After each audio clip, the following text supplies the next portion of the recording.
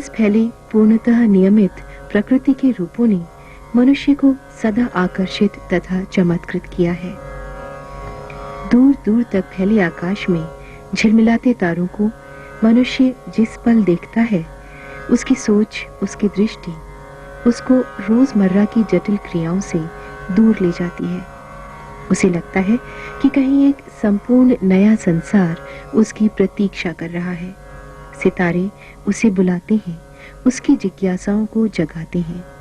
वह सोचता है कि हम कौन हैं, हमारे जीवन का उद्देश्य क्या है, हम किस स्थिति में हैं और हम क्या हो सकते थे। मानव रचना सृष्टि के विकास क्रम में उच्चतम सोपान है। विकास की प्रक्रिया में मानव चंद्रमा व मंगल तक पहुंच गया है, अर्थात उसने बौद्धिक और भौतिक विकास की ऊंचाइयों को तो प्राप्त किया है, परंतु उसकी मानसिक और आत्मिक चेतना कहीं पीछे छूट गई है।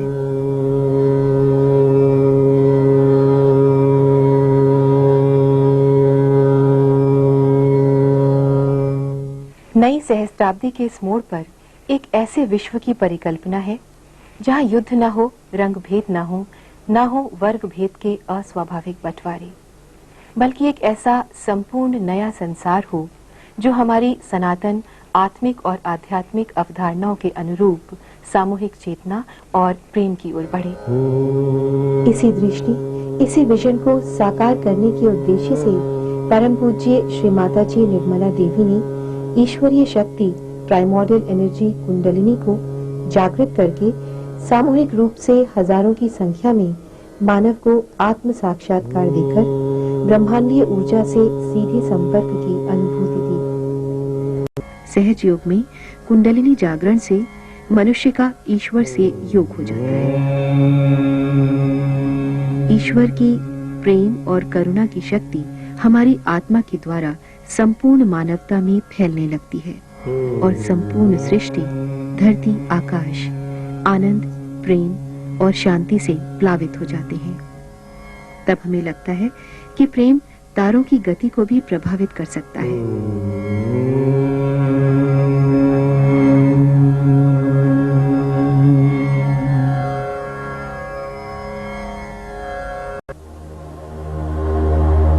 सृष्टा से हमारी एकाकारिता कराती है कुंडलिनी। कुंडलिनी परमात्मा की ही शक्ति है, संपूर्ण शक्ति, जो मनुष्य की रीढ़ की हड्डी के नीचे के तिकोने हिस्से सैक्रम बोन में 3.5 कुंडलों में विद्यमान रहती है।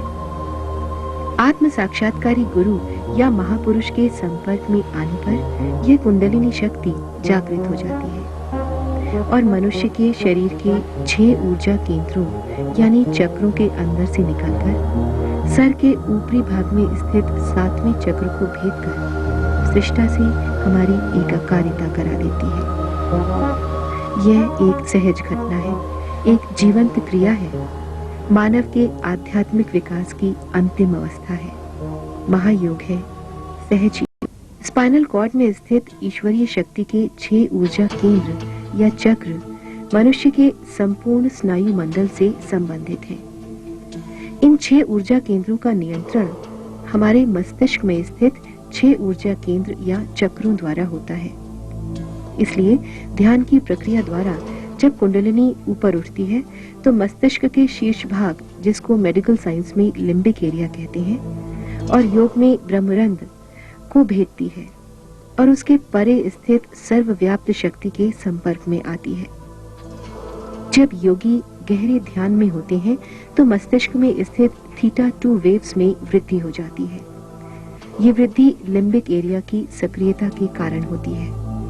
इसके अलावा मस्तिष्क के अलग अलग केंद्रों में स्थित विभिन्न मस्तिष्क तरंगों की क्रिया में भी वृद्धि और परिवर्तन देखा गया है। इस प्रकार आत्मशक्ति हमारे मस्तिष्क और नर्वस सिस्टम के माध्यम से स्वतः कार्यान्वित होने लगती है और संपूर्ण शरीर और मन दोनों ही रोग मुक्त हो जाते हैं। इस ब्लॉसम टाइम में खिले फूलों को फल बनाने के लिए ईश्वर ने अपने प्रेम की शीतल हवा प्रवाहित की।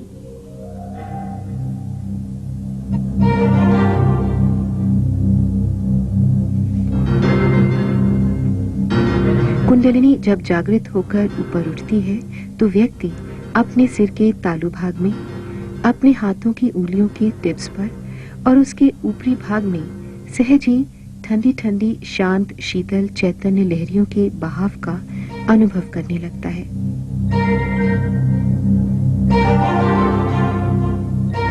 इन्हीं शीतल हवा की लहरियों को श्री जीसस क्राइस्ट ने कूल ब्रीज कहा, इस्लाम में रूह कहा और आदि शंकराचार्य ने सौंदर्य लहरी या चैतन्य लहरी कहा। परमात्मा के प्रेम की सर्वव्याप्त शक्ति द्वारा ही यह शीतल हवा प्रकट की गई है, जिसे हम ग्रॉस सेंसेस पर अनुभव करने लगते हैं।